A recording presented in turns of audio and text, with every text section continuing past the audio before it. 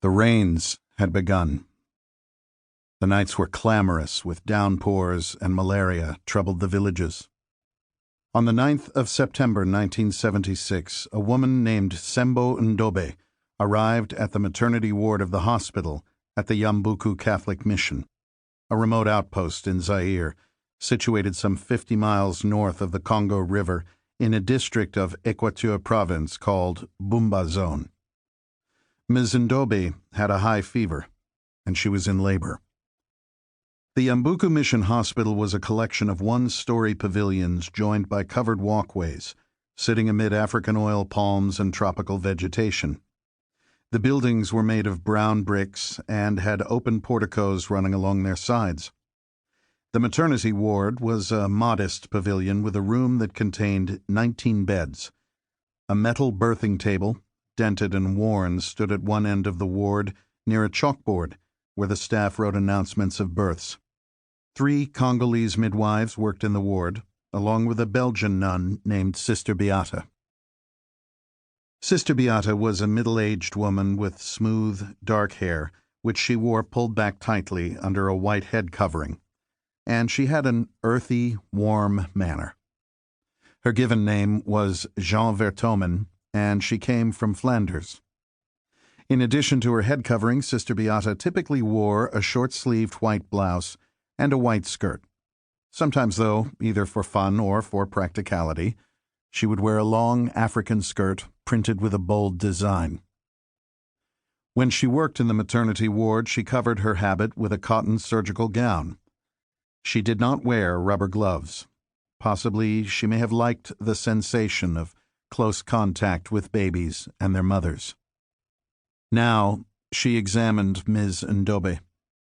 The woman was experiencing agony in her midsection.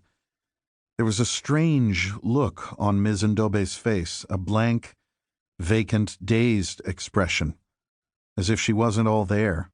She could answer questions, but she didn't seem to be fully aware of her surroundings.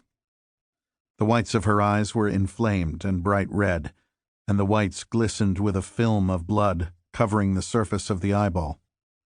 She was bleeding around her teeth, and she may have been urinating blood.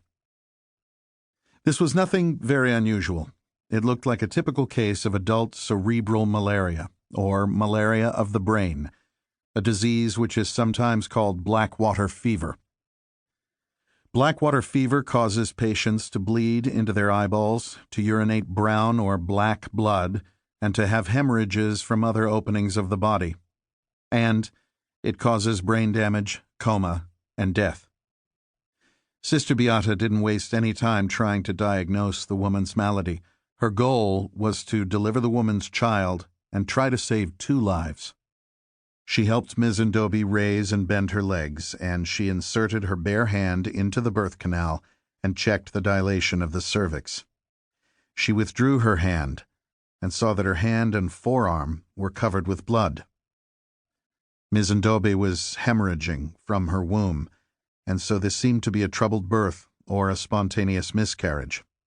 Several midwives or nursing aides got Ms. Ndobe onto the metal birthing table in order to help her deliver her fetus or baby. She continued to lose blood from her womb, which ran onto the table. The aides kept a charcoal fire burning in a hearth outdoors near the ward, where they heated basins of water. An aide brought a basin of hot water to the birthing table.